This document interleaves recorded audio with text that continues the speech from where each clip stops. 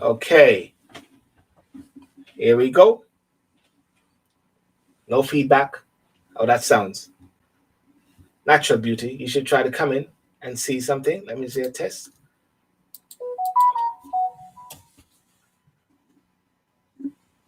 Shell Clark.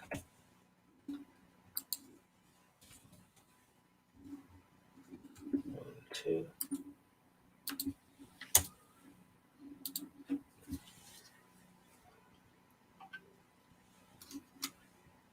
Let me do something. Dun, dun, dun, dun, dun, dun.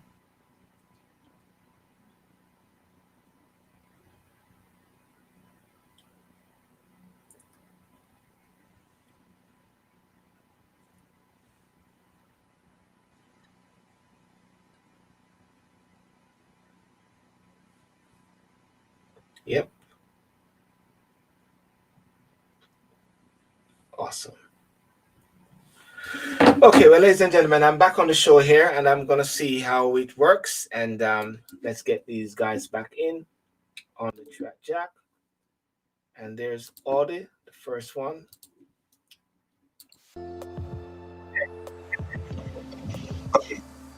Audie, Greetings, how you doing? I'm good. It's very clear to me. It's an improvement. Garry, is it clear to you? Yeah. What I happened? What was up? have no idea what happened. Maybe the government is listening and don't want us to talk about this. Technology, man. Technology. Technology. But I just I just send an email to Patrick here and get him back in as well. Because it is sounding good now. Can you hear me clearly over there on Instagram and YouTube and Facebook? I think so. Patrick Vernon. Patrick was saying a lot of stuff, and I really didn't want to lose it. You know what I'm saying? Sure. Yeah.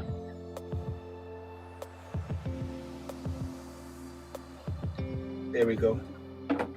Sounds a lot better on YouTube. Okay, fantastic. Sounding better on YouTube. There we go. Fantastic. So we can have a. So how are you guys anyhow? Why we just wait until Mr. Patrick coming? Ladies and gentlemen, welcome again, and thank you for joining us on the show. We had a glitch, which normally doesn't happen, but it happens once in a while. I was listening to a radio station called Nationwide one time, and even Nationwide, they had an electricity power outage. Can't imagine. They had a power outage, you know what I'm saying? And so at least we're a bit better than that. Now, a power outage, at least we got power, but couldn't hear any sounds, maybe the same difference. So we're back on YouTube, back on Facebook as well, and waiting for the right to come back in. Well, listen, guys, let's go back to what we're talking about, and this is regarding the refugees coming through on the high street, wanting to come to the UK, wanting to make a better life for themselves, and at the same time dying along the way. These gangs, they say, were so profound. I heard they said like £3,000 they charge them. Yeah. I mean, personally, I think that I wouldn't be surprised if later on we are told that the government know who the perpetrators are. I mean, Mm. um, any man anywhere in this world that wants to better themselves, if they have a child, if they have a family, they have a wife, they have a mother, they have a father, any proper thinking human being who feel that they have a chance to better themselves and to allow or give their family um, an opportunity to live and to have better living conditions, That's then right. you can't wrong that individual. You can't. Mm. That's right. Yeah. But there is a limit to what can happen. And I believe that somehow, somewhere, if if something could be done to help these individuals, Yes. knowing again that these very same people are going to come across, they're saying, the most busiest sea lane in the world, and at the best of times, it's very rough. It's Okay. Yeah. Okay. Patrick, can you hear us? Yes, I hear you. Yes. Good, good. Well, ladies and gentlemen, let us go straight back into it. Patrick, listen, there's been a lot of things going on regarding the Windrush. Ladies and gentlemen, for those who are just maybe coming in, because this is going to be the main show anyhow still, I welcome um, Professor Patrick Vernon, um, Right Reverend Audley Cummings, and also Reverend Garry Graham. Patrick, let's go straight into the Windrush and the latest developments. So this week, the Select Committee, which is an all-party committee of MPs, which there are several of these committees in Parliament, which is essentially scrutinise the government. This committee launched a report this week, yesterday actually. It's their second report reviewing the implementation of the Windrush Compensation Scheme by the Home Office. The Home Office is the compensation scheme in April 2019, and the scheme was launched because of the Windrush scandal, where, as you know, tens of thousands of people were affected by the hostile environment policy, because those that came from the Caribbean, Africa, and other parts of the Commonwealth who came as children who didn't get passports, couldn't prove they were British, essentially. So, as part of that package of righting the wrongs, which the government likes to use quite a lot, they launched a compensation scheme, recognizing that people had problems, recognizing that people had lost their jobs, lost their pension rights, recognizing that people were deported, were detained in detention centres, or refused entry back into the UK because they could not prove they were British.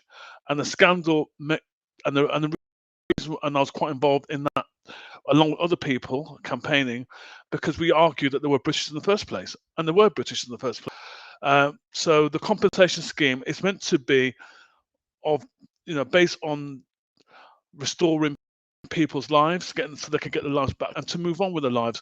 Vast majority of people have been affected by the scandal have been in their late 50s up to the in some cases up to people in their late 80s, basically. But the average age, I think, is around about late 50s, mid 60s, because that was the age when people came as 5-year-olds, 6-year-olds, 10-year-olds to Britain, particularly during the 60s, 70s. So the compensation scheme was meant to right the wrongs, but it's failed miserably. And this report by the Home Affairs Select Committee have looked at the Royal Home Office in terms of the administration of the scheme, in terms of resources, staffing levels, how they've processed claims, viewed a number of expert witnesses, such as lawyers supporting the individuals make their claim to Home Office, as well as interviewing a number of the individuals affected, survivors, not victims, of survivors, survived. The report itself actually is damning, but this is probably the fourth or fifth report which has been so critical of the Home Office. A week ago, another report was launched by a group of lawyers called Justice, and they also went through a process of looking at they were looking from a legal perspective in terms of how does the scheme work to meet the needs of the rights of the Windrushers and their families. They interviewed lots of families, they interviewed people from Home Office, they interviewed lawyers, etc. And I was part of the launch event of that report. Again, similar criticisms to the Home Select Committee report that was launched yesterday, that the Home Office hasn't got the capacity, the empathy, basic procedures. They're losing paperwork. There's a massive backlog of cases. The amount of money that's been offered by the Home Office is derisory.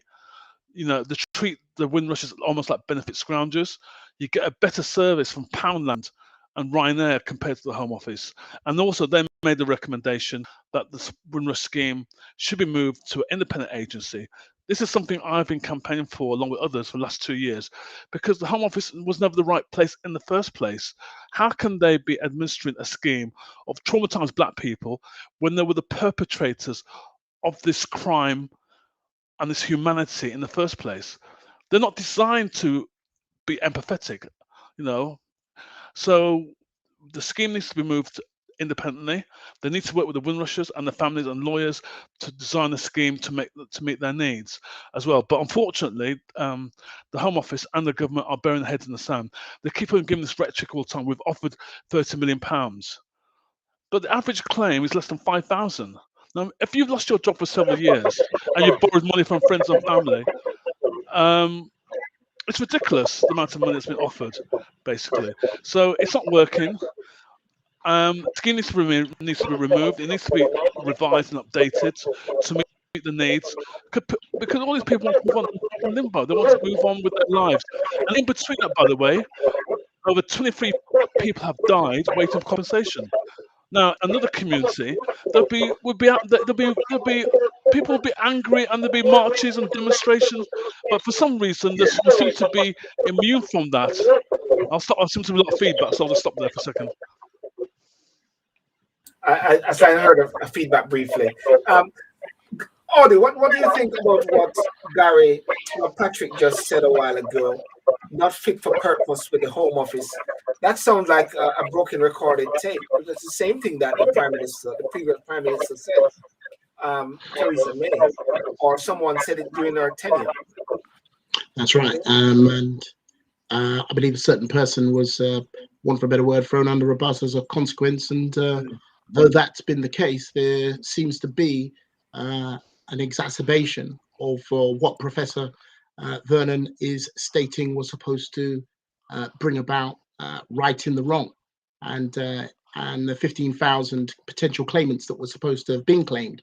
I believe it's only roughly around about 3,000 and just over 3,000, and I believe about 23 people have died before they've even had any restorative justice in regards to their claims, which clearly shows a disdain at the root of the British society, that something in regards to restorative justice towards us, our parents, and our family members who suffered in this way isn't something that they need to allocate the appropriate protocols and systems that should be implemented to rightly compensate citizens. So as a people, this is outrageous, and the block and the contribution that we have made towards the British society and those who have suffered, and again, it's not good enough. And when we see these continual mistakes of the same nature, I think that word mistake is inappropriate. It's now becoming commonplace and acceptable that such diabolical services in regards to really PTSD that's been suffered by these people is inhumane. And I do believe Professor Vernon touches on to the fact that we're almost supposed to be not human, and we're looking at sort of Sarah Bartman, as it were. And they're very, very archaic. So it's really disappointing. And I think it's abstract of what this system is and the work that needs to be done. But I think as well that it's got to be positive action of Caribbeans looking after Caribbeans in this instance, because it seemed the heart isn't in those who clearly have not been able to be trusted in that. And when we look at the disproportionate representation within Parliament and within the actual society, this is systemically reflective in other areas such as education, health, and we really need to go to town on this, and we really need to let them know that we may be little, but we are Talawa.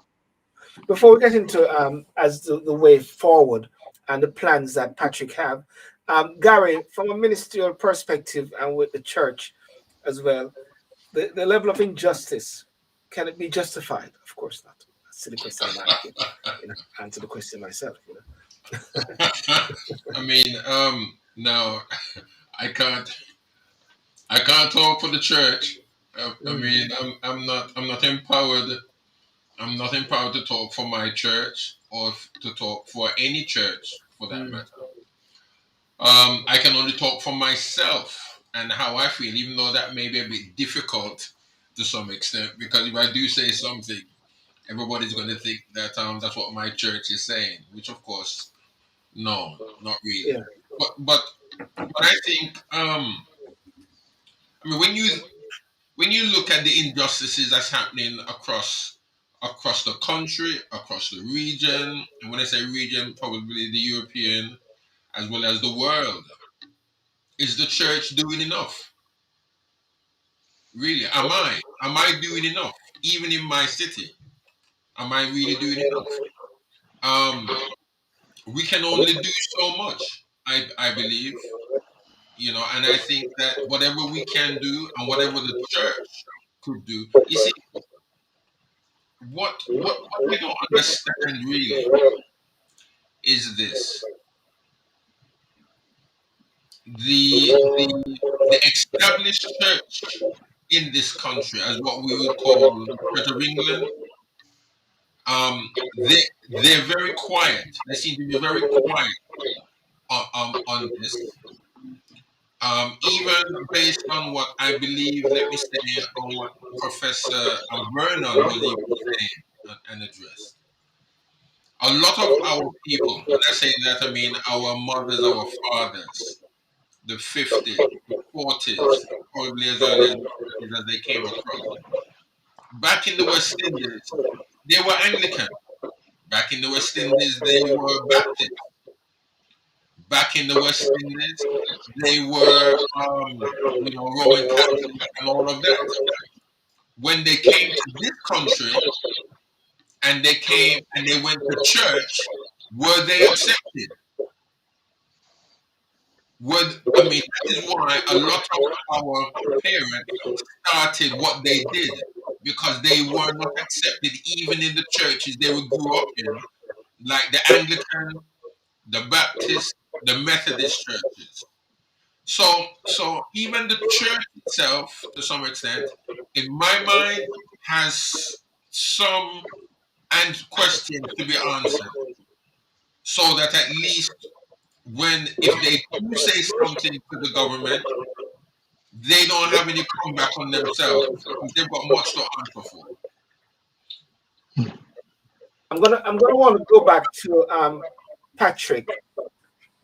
I'm battling with some feedback. I don't know what is happening today. The last time when I used to have, it's interesting. I just saw Keisha Allen, who was normally on the show, and anytime we get anything touching the government, we always get feedback and problems. Like they're watching the show and they're trying to. You understand? Don't say anything or Rishi Sunak is going to affect us, But I'm going to try to see if we can hear Patrick speak about the petition and the way forward. And I'm going to keep quiet because I'm to see if Patrick can get better vocal than I am getting. Okay, so I launched a petition about over a year ago. I've launched, actually, in the last 3 years, I've launched about 6-7 petitions against the government. The initial petition was about the amnesty for the women's generation, which nearly 200,000 people signed, which was one of the factors that helped to put pressure on the government to admit they were wrong. I've done petitions on the mental health of the women's generation as a result of hostile environment policy and personal distress. I've done petitions on the compensation scheme. I've actually done 2 petitions on the compensation scheme, because when the scheme was going to be launched by the government, they was said that they were going to put a cap on compensation payments, but we successfully campaigned against that. And if you notice in the press release done by the government this week, they keep on saying there's no cap, but they were going to put a cap in the first place. So essentially, the only time that the government responds is when you campaign. When that's Windrushers saying their stories, doing stuff in the media as well. So, and then I did a petition, ironically, a year ago, during the time of lockdown, when Wendy Williams did a review called the Lessons Learnt Review, and she's doing updates of her review now, actually, where she made 28 recommendations. We're looking at the Home Office and the audit trail what led to the cause of the Windrush scandal in the first place. She made 28 recommendations, varying from the Home Office learning about Black history and migration history, believe it or not, because officials and civil servants don't know it, to recommendations about having effective race equality strategies, and also to review the hostile environment policy, which the government have not done. They've actually intensified it well. And the whole idea of the lessons learned review was for the Home Office to reflect, say, how can we improve and move things forward? I mean, and what's quite clear, they haven't learned the lessons. So my latest petition, and I had to do a petition where 140,000 people signed last year to force the Home Office to implement the recommendations of the lesson learned review. So then my latest petition, which I launched about a year ago, just under a year ago, which has got 130,000, is about the government removing the compensation scheme from the Home Office, for the government to do faster payments, and also there are a lot of people in Africa and the Caribbean who have not been reached out by the Home Office. Remember, they deported people, they've lost records of people, and they need to have a team that goes out to Ghana, Nigeria, Sierra Leone, and the Caribbean islands to find people. And I mean, to be fair, the Home Office have brought 1-2 people back to the UK, but there are more people out there who don't know that they have a right to come back to Britain as British citizens and to get compensation. So there has to be investment in NGOs in the Caribbean, Africa, to do the reconnaissance and tracking down and finding people. They're not even doing anything at all in that effort. So that my petition is about removing the compensation scheme from the Home Office. There is a lot of now, because of this report done by the Home Affairs Select Committee, the Labour Party, the Scottish National Party, the Lib Dems, and the Greens have all said we believe that the compensation scheme needs to be removed from the Home Office. The Windrushers, all the Windrush victims, if you've seen them on TV over the last 24 hours, and even before that, have said the same thing. The community have said that. Lawyers even said that. But the only part of British society which is in denial of that is the Home Office themselves. And it begs the question, if the government, Peter Pascal is saying, it's not working. We've done our best, and the key thing in this report is they've scaled down. There's 15,000 people potentially should have been entitled to compensation. They've scaled it down to 11,000. Now they've scaled it down to 4,000. And the probably produce a report to say we've reached 100% target because they're keeping reducing the figures down because they're not making the effort to engage with the community, put right resources in the community, funding the community, working closely with the churches and other organizations. There are people doing stuff already, but we're doing it on a shoestring budget. If we can, Patrick, Patrick, I can come in now because there's no feedback. I don't know. There's a guy that I was talking to on the system, the network, who's trying to help me out, and I think he has fixed it. Okay. You said something a while ago, which I wanted to pick up on before I forgot, was that Ghana, all these different countries are all falling to the same trap as Windrush as well. Yeah, because remember, the cause of the Windrush scandal was people on the Nationality Act of 1948. Anyone from the colonies, if they came to Britain, they were British. They were British subjects. They could get a job. They could even participate in public life and be a councillor, be an MP, or be whatever it is. You know what I mean? And then with the succession of countries getting independence, that's muddied the waters around and the clarity around this. And on top of that, over the last 30, 40 years, we've introduced stringent immigration policies and visa control policies, basically. But between the period of 1948 right up to 1973, if you came to Britain, and they've actually extended that definition to 1988. I'm not an immigration lawyer, but I've had to learn about immigration policy and law, to be quite honest, in many ways, to understand, to do campaigns and petitions and to make the ask, etc. But but for some, if you look at some people say, how come India and Pakistan are not have caught up in this? Because they've got bigger population than the Caribbean and Africa, but India and Pakistan got independence in 1947. So there's always been a clarity that if you came to Britain, you had to have some clear passports and paperwork. But if you came from the Caribbean and certain parts of Africa, you didn't need to because you were still British. And that's the thing, you see. So when people came to Britain as children, they were British. But what was interesting is actually a lot of people got naturalized. So my parents, they Britain in the 1950s, they got naturalized. The 1981 Immigration Act. There was a campaign in the Caribbean community where a lot of people got naturalized. And ironically, if they didn't get naturalized, I think the Windrush scandal would run into hundreds of thousands of people, to be quite honest. But it's on those people that didn't naturalize, and you didn't need to naturalize, but people were told you had to naturalize. And actually, there's a bigger issue. There's a bigger issue. There's another campaign I love to get involved in, because those people got naturalized, didn't need to get naturalized. So therefore, how much, I think you paid about 100 quid in 1981 to get naturalized, what the figure was. Yeah. People who naturalized from the Caribbean, Africa, they're entitled for the money back with interest. Just imagine, because they were given the wrong legal advice because of this racist nature of immigration policy. They didn't need to naturalize. Now we know, because we found it out through the Windrush scandal, because they were British already in the first place. You know what I mean? If you're white UK, you don't need to have a passport, don't you? You're white UK. So why do we have to have a passport to prove that we're British?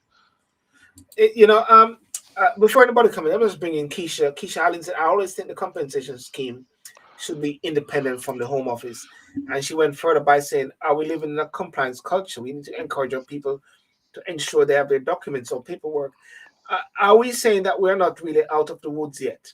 I mean, to say that just because the Windrush saga is somewhat happened and they're trying to find compensation, but we should not sit on our laurel thinking it cannot happen to us.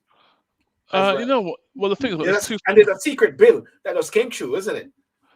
Well, it wasn't a secret. The bill's been obvious, but it's a clause that's trying to sneak in Priti Patel, but that the government will have the right to determine and can remove your citizenship at any time without any notice, with purely discretion.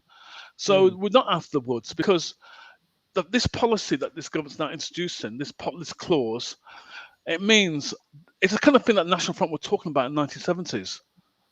And now you've got a woman of colour in Parliament proposing one of the most racist legislations of all. Even Enoch Powell will be smiling. You know what I mean? He'd be happy. Because that's what Enoch Powell said in 1968. We need to get rid of these dependents. We need to tighten our borders, and we need to redefine what is Britishness. What Priti Patel's trying to do, she's trying to redefine what is Britishness for votes, basically. That's what's happening.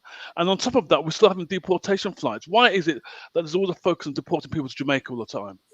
Yeah. All the time. It raises fundamental issues about the fragility of black presence in Britain.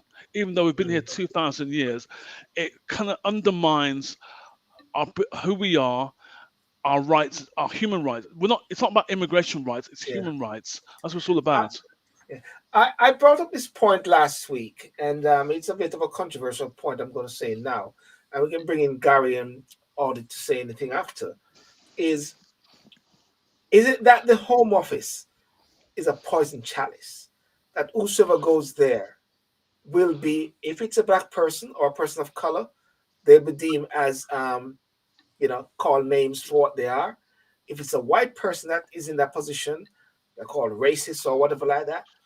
Is it that the policy, is it what that drives that department, that no matter who goes there, they're caught up in a quandary? I mean to say that, can Priti Patel do anything different than what she isn't? Can another white person go there do different from Priti Patel? It's a systematic policy. If the Labour Party goes in, will they have a policy of that nature, which they said that this all stemmed from successive governments? Is that a fair statement? I will give way to. I think Patrick. I don't know Patrick and Audie, but Patrick, I think that's sort of directed to you in a way as to. Well, I mean, obviously, there's been a long history of immigration policy. Labour and Conservative and the coalition government, including Lib Dems, have passed racist immigration policies from the 1970s. So all the political parties are guilty of creating this, leading to the situation that we're in now, to be quite honest. So they're all guilty, no two ways about it. But I think what's happening now under Priti Patel, she's taken it to the nth degree. That's the issue. She's taken it to the nth degree, and at the same time, she turns around and gives us rhetoric about righting the wrongs. So she's speaking in such a way, if she was just full on, I don't care about black people, we know the score. But she's trying to give this impression. She's recruited a number of black faith leaders, I have to say, who are fronting some of this stuff. I have to say on the Windrush Advisory Committee, and I think the church community, there are some pastors who are doing some fantastic work. Some of them actually set up Windrush clinics in Birmingham, in Nottingham, other parts of the country, and doing some work and engaging with the parishioners as well. But I have to say, the church leaders have kept their, even during the height of the Windrush scandal, I heard some church leaders saying, these Jamaicans have embarrassed us. Why couldn't they sort out their paperwork in the first place? That's what I heard. Seriously, I've heard I'm not joking. And it's this, so when you give this history, seriously.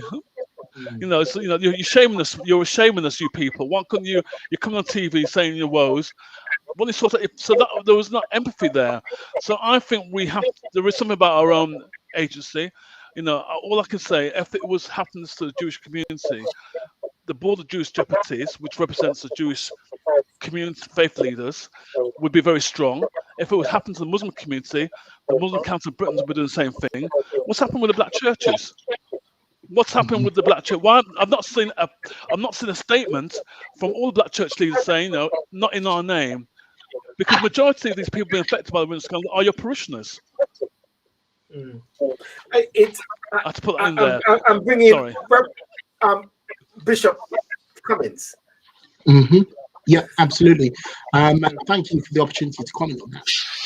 Firstly, hopefully I don't have to draw people's attention. I did the last program, which is concerning Dr. John Samatu, and his 2 times trying to, automatically any archbishop who basically retires, comes to a particular age, they automatically experience a seat, which is with the House of Lords. However, in Dr. John Samatu's actual situation as the 97th bishop of his constituency, that's not actually happened. And I believe it was David Lammy that was saying, well, if your excuse, as you've said to Dr. John Samatu, Archbishop, is that there isn't enough space with John Botham, the cricketer, you made space, so why could that space not be made? So I think that with Dr. John Samatu, I think that's important for us to understand concerning the Church of England, which I am not. I'm actually Pentecostal. So I'm Pentecostal.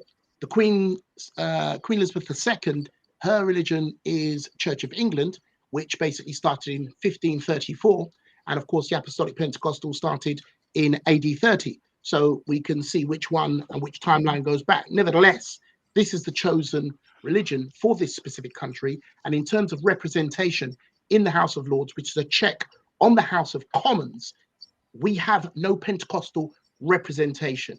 And I think that's going to change. However, concerning this specific matter, the first thing is, which I'm enjoying with regards to Professor Vernon, is that I'm actually blessed because all the knowledge is here in one place. And I think with this issue, when it concerns us, we basically need to be facts driven. And with the comment, the very lamentable comment that Professor Vernon just mentioned about what certain church leaders said, that's a very lamentable comment showing no education on this specific matter.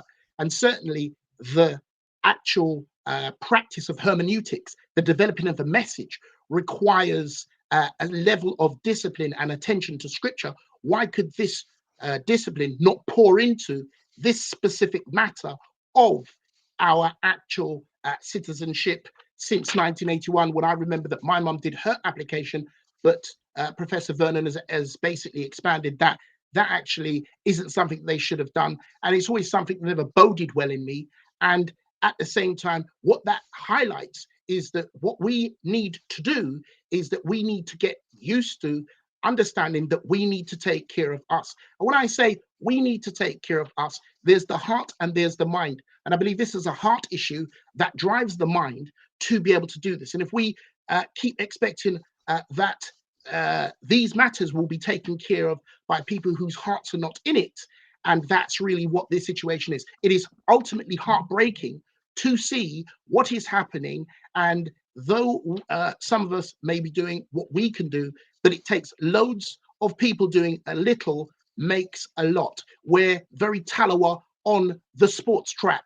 We're Talawa in so many different ways. In this matter, we need to be totally Talawa in regards to our organization, facts driven, working with leaders, subject matter experts that know more than we do, that we can cohesively come together. As I was saying, concerning the actual refugee situation, it's a collaboration, the resource-based view of coming together, subject matter experts and people thinking first about speaking and getting our information and facts before we draw conclusions. Because I'm actually learning today, when I thought I knew enough, that when I had to do my actual father-in-law's, God rest his soul, he passed, but I tried to on a couple of occasions and realized he hadn't done his naturalization. But really what Professor Vernon is explaining, he ought not to have had that, because obviously Jamaica, prior to receiving its independence, effectively all that came over not only were citizens, but even using the same money.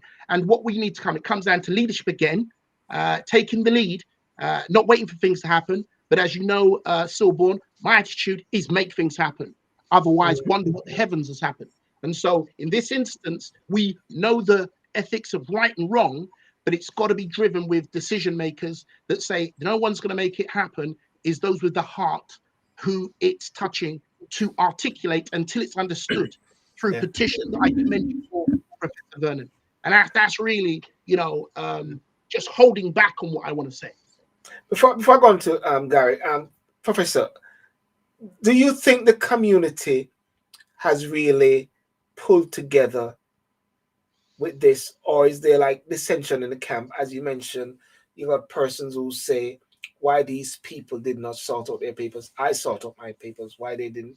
Do you believe that the community need to really pull together more?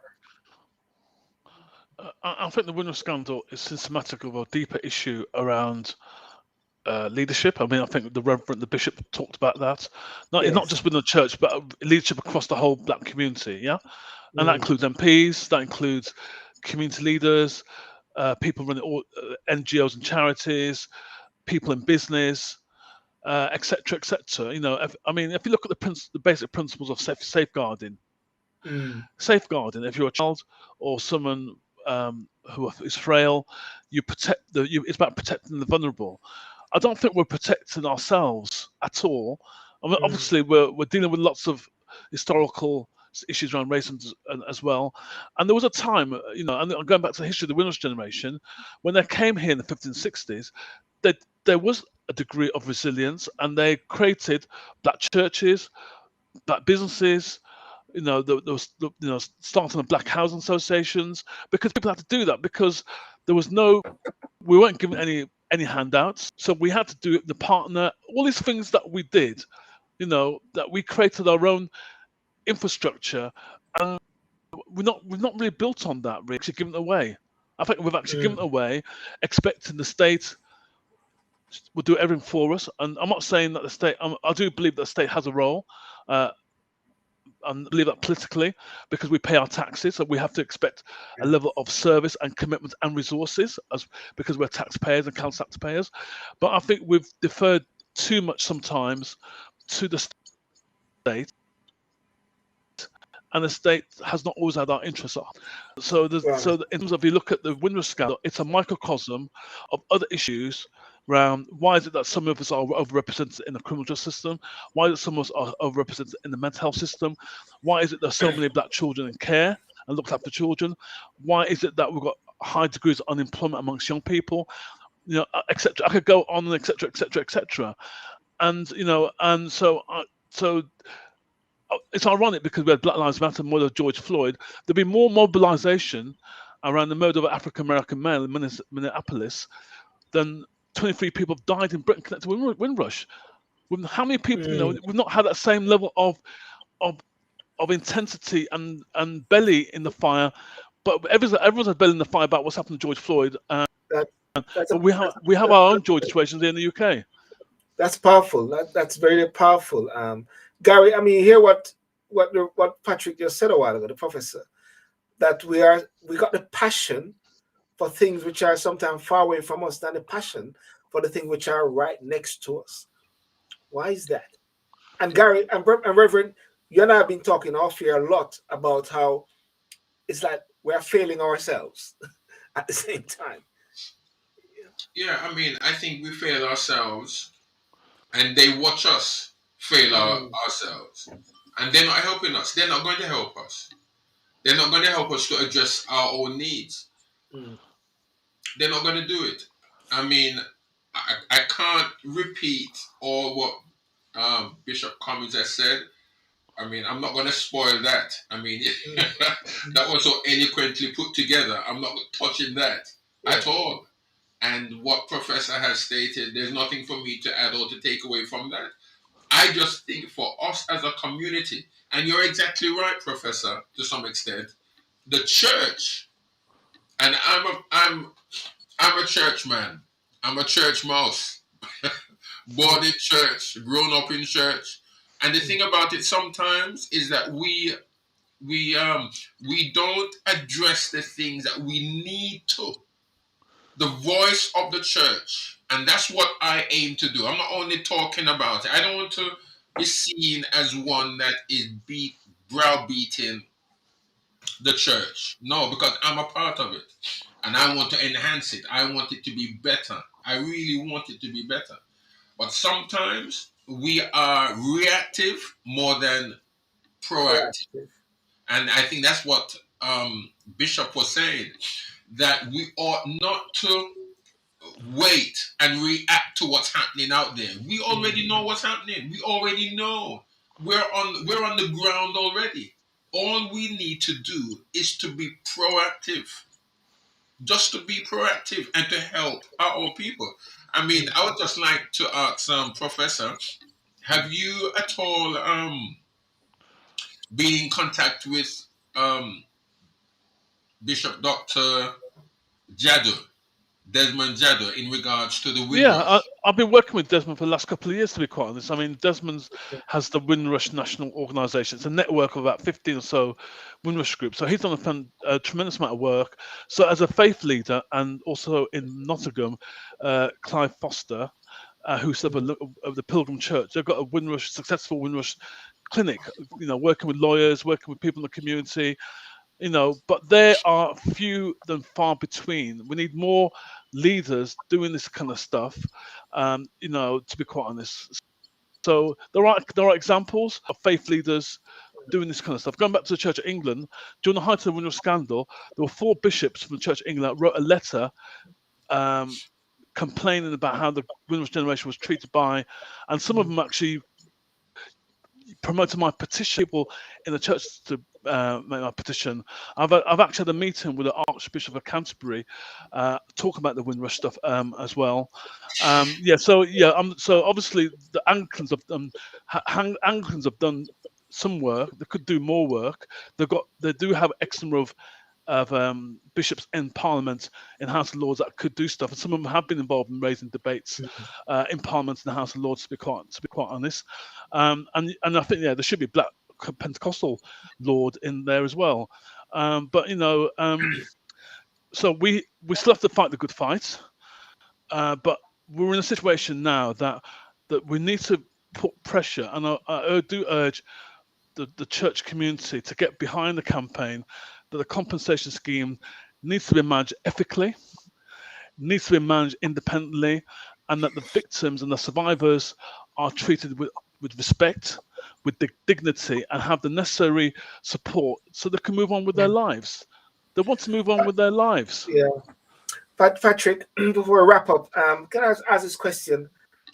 If a person is a victim or a potential victim, and once they're putting in an application, do they get something in the interim while they're going through that application? Like, do they get some stipend, some funding, or So, nothing again? So what happened was when they launched the scheme April 19, there was no interim payments, nothing at all. What happened was, again, going back to the Home Affairs Select Committee, when they were taking evidence this time last year, actually, it's taken that long for them to write this report. This time last year, they were taking evidence, and Principal Hotel had to present evidence to the Home Affairs Select Committee, and she got a grilling. She got roasted, to be quite honestly. And then they introduced the idea of interim payments, which something again myself and other and lawyers have been campaigning for already. But the interim payments are even slower than interim payments, and they give the impression when I say that we're giving out £31 million and we're giving money to people, they've actually given interim payments, not given the full amount. So it's very disingenuous how they present the figures. In terms of the Select Committee report that came out this week, one of the recommendations, which is something I mooted, which they've agreed to, is that the 15,000 people that were affected by the Windrush scandal. I mean, obviously, not everyone got deported, not everyone lost their jobs. Some people were able to maintain their jobs because some of the employers were sympathetic for them. But the 15,000 people that got caught up in the Windrush, all of them should get £10,000 automatically and a letter of apology. And then, if they want to claim for additional loss and hurt, then they should have legal aid. They have the best lawyers to help them put in the claims, than relying on surgeries and clinics up and down the country where people are given free pro bono advice and volunteers. It's terrible. They're not put a proper infrastructure to help these are ordinary working class black people. Yeah, they haven't been to university. They've done little ordinary working class jobs, been thrown in a situation, and they expect to a 60-page document and have loads of documentary evidence in their back pockets. It's ridiculous. So so that's and that's part of the problem, you see. And it's that lack of care, lack of sensitivity, and it's symptomatic of the Home Office. They can't do empathy. They're not designed to be empathetic. The Home Office. Going back to your point, Silborn. The Home Office, I mean, I used to be a civil servant. I used to be a civil servant in the Department of Health. And in the government, there's a pecking order, right? Number 10's at the top. Then you've got the Treasury. And sometimes the Treasury thinks it's better than number 10. Then you've got the Cabinet Office. Right down the bottom, Department of Health somewhere in the middle, but right down the bottom of the pecking order for civil servants, like league table. The Home Office is like Conference League. I'm putting football parliament. So they're like the bottom of the table, because the way that the Home Office has historically been designed is to do the dirty work of government, basically.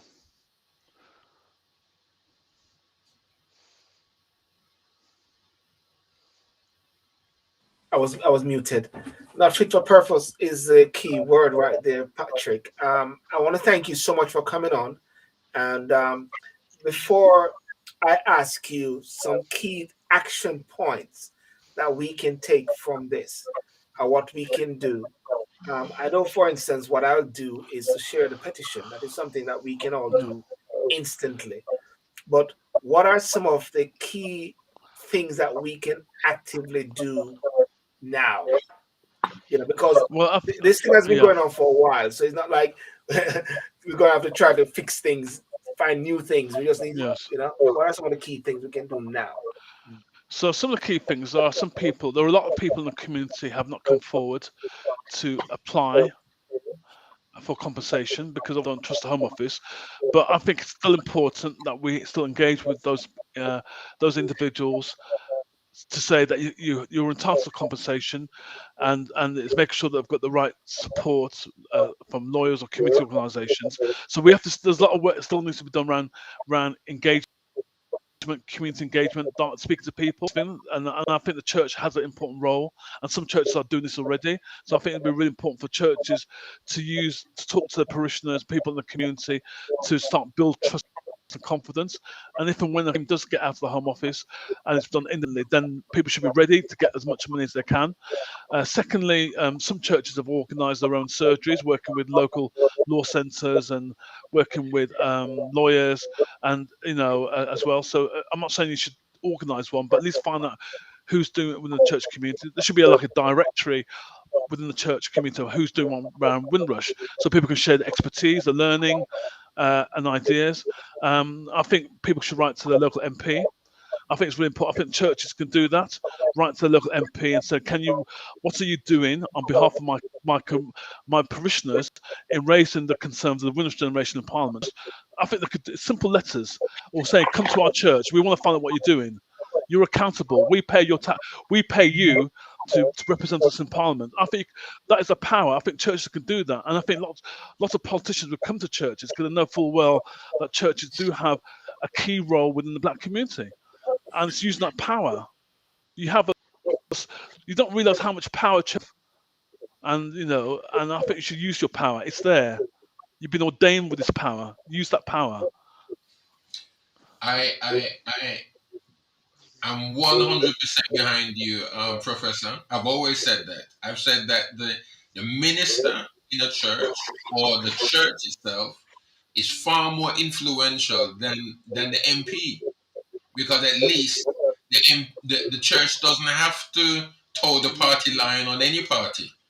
All the church has to do is stand up in the marketplace and speak truth and righteousness, and it's up to the powers that be that take note, listen, because in actual fact, Professor, if I can add this to what you're saying, and I'm sure my bishop here would back me up on this, but according to the if we really want to take it where the Bible is concerned, the prophet, if the prophet wanted to see the king could not forbid the prophet at all to speak to him, because it was always the prophet that had the ear of the king. It was not the king who had the ear of the prophet. So anytime the prophet showed up at the king's door, he had right of passage to go in. And I think, my friend, that it's the same thing. We in this world or in this country right now, really, we should have the ear of the government. The government, that is the role of a prophet. Every minister is a prophet in my estimation. Once they believe the Bible, yet if they stand before the prime minister and speak truth, the prime minister has to listen. And you're right, Tom Professor. The church has great power to speak and the government to listen. But sadly, that's not really being exercised. That's not really being exercised. So, I back you up on that, Prof. I'd like to add also that in relation to Reverend Jadu, he has come to, I work very closely with him, and he came to Leeds here at the church with Reverend, his vice chair, Foster, I believe it was Clive Foster, Yeah. and they had a meeting, and we're going to be carrying that forward. But what kind of confused me was that even though there is a Windrush central pot run from the Home Office, and again, Reverend Jadu is also chair of a national organization, but there also seems to be a lot of pots in and around the councils, because I found that there is a Windrush pot in Leeds here. And it doesn't really it seems to be very disjointed. And I think you alluded to that. There seems to be several Windrushes around the place, but they're not working together to enhance the community. Yeah. And I think that the Home Office or yourself or even Reverend Jenner should be able to make a point to to government to say, listen, it's okay that you're working to help the Windrush generation with compensation, but when you have compensation all around the country and everybody is then it can apply to this money, it's not really bringing everything into one to affect the community the way it should. Yeah. Okay. Yeah. Uh, we're getting some feedback. So I guess it's telling us it's time to wrap up. Maybe the government don't like us talking too much anymore. Just wanted to make a point, Please, and please, order. Yes, go ahead. yeah, as Black Link's global ambassador, what it is, the facilities that we have available is fundraising facilities all around the world, because we have websites in every single country on the planet, and we've just basically got a facility which is called In the Black. So concerning specific actual fundraisers that you need to do, we have these facilities. As Black Link's global ambassador, I'm able to do this. We have ambassadors all over, and also we've got an event which is up on the 18th of December, where I'm doing a talk presentation on the disproportionate dying of mothers and babies. And also what it is that we've got, these are some of the things. I mean, selecting social workers for the Borough of Newham. So there's various things if we collaborate.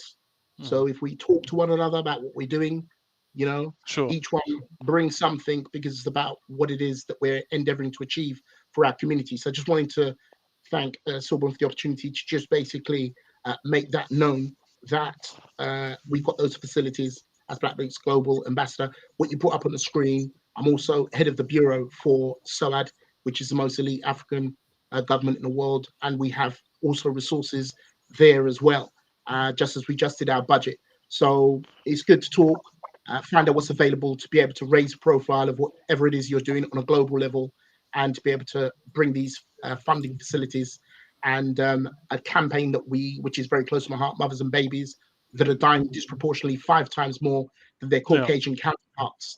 And that's something we're raising funds for, to reduce the inequality. And I'll be doing a presentation on the 18th of December in order to draw attention to that with donors at a hotel in central London. And and radios as well. So we do a lot of different radio promotions at the moment. And we tend to address health with a Dr. Walcott, and he's got 60,000 listeners. So if we talk, we can find out what we're doing and put strategy together to show that we're together, because we need to take care of us. And we need to get good at it. Yes. You know what? Dan had said the old trick once again: divide and conquer. Different situations, same principle.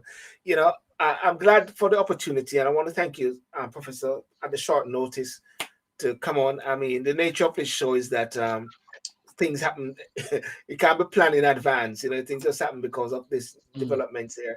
But one of the things that I pick up as well, and Garry mentioned it, is for the joining up of all the different strands as much as possible, Patrick.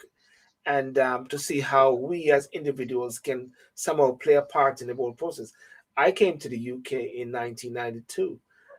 So one can say we are part of the Windrush thing, but my uncle, my mother's brother, came as a Windrusher.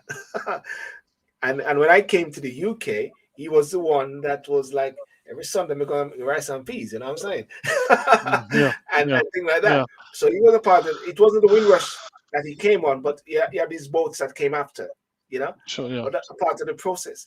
So I think we all have to accept responsibility, because the Windrussians set the stage, set the pace, and lay the foundation, Patrick, isn't it? And that is so absolutely crucial that we all have to be a part of it. So I'm at your services, to be used, Patrick, from the media perspective, from my platform, to assist as much as possible, to especially with the petition and different ways how. Order likewise, Garry likewise, So you need to let us know. So because you guys are at the front line. I always say this all the while, that many persons have their different calling and their different anointing, and that is your calling and that's your anointing. So we have to just back you and to support you along the way. So just let us know. And any last word you got to say, Patrick, before we wrap up? Just thanks so much for being on the show, and it's great to meet both of you, everyone on the panel tonight. And it's about doing what you can do. I mean, we don't have to be Superman, Superwoman. Whatever you can contribute would make a difference. And if more people did small acts of kindness, it makes it into a bigger whole, basically. And so even just sharing the petition, getting. If we get to, so far we've got about 130,000 signatures. If we get 200,000, and there might be. It'd be really fantastic if there were a number of black church leaders. We just went to number 10. Just go to number 10, and just say, as the black church leaders, we're here. We want to talk to you, Boris. Let's knock on the door. Knock on the door. Knock. I want to. No, they've got some serious security with M16 rifles. I wouldn't go as far as that, but at least have that visibility. I think it's about visibility. People. I mean, the Windrush victims. A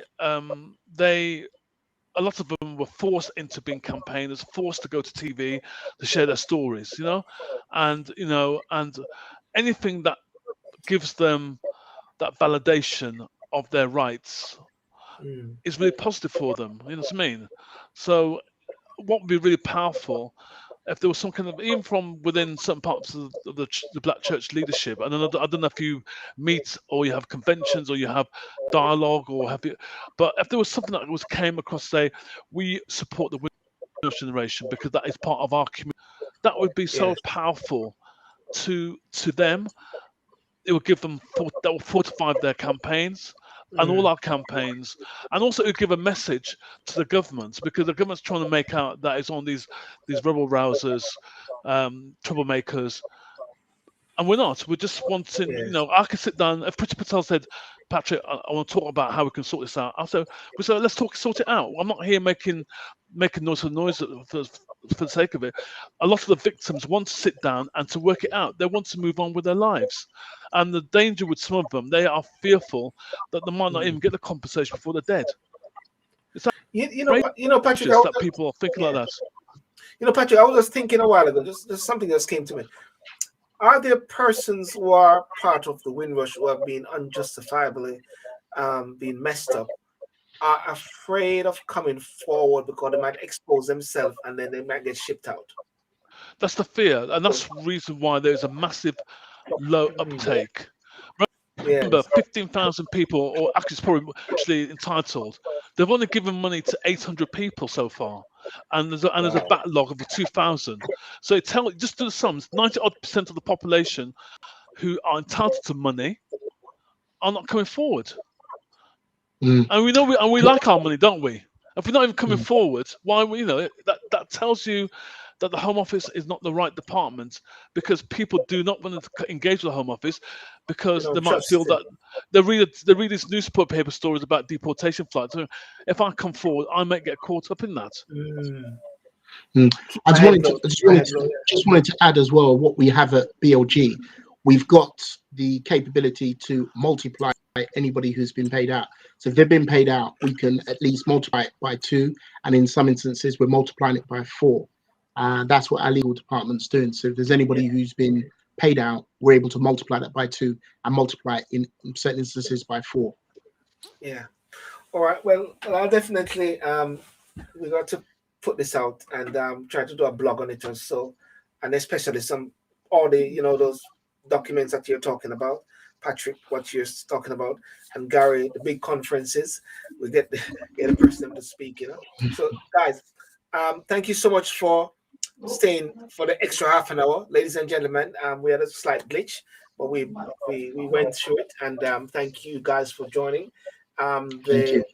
We'll put the show together, and it will be on YouTube as this segment. Of course, other segments we're battling through with technicalities. We always, Keisha and Kima, remember months ago when we started the show, we always say Rishi Sunak is affecting the shows when we say anything against the government. The show get messed up. So Patrick, listen, thank you so much, sir. No problem at all. And thanks again for inviting me, and nice to meet you everyone this evening. Yes, sir. Thank you. It's a pleasure. Yeah, Patrick and Garry and Garry. Bishop, I want to thank you so much for coming on. Okay, I just wrap up now. Thank you. Okay, well, ladies and gentlemen, I want to thank you so much for joining tonight, and it was a good show. Thank you for spending that little.